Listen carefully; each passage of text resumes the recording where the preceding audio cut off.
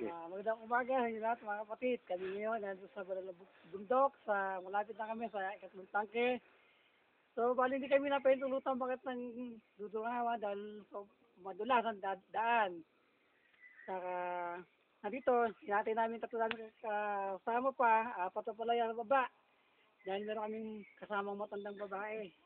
Kaya nakatungkod yun.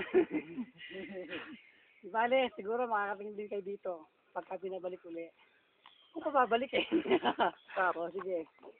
Sige mo yan.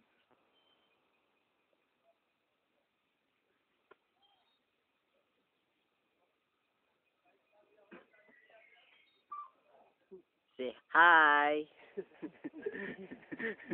Ito yung dumating yung tatlo.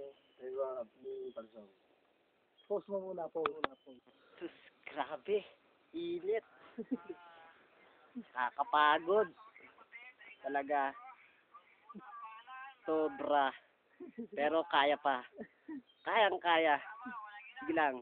Tuloy pa.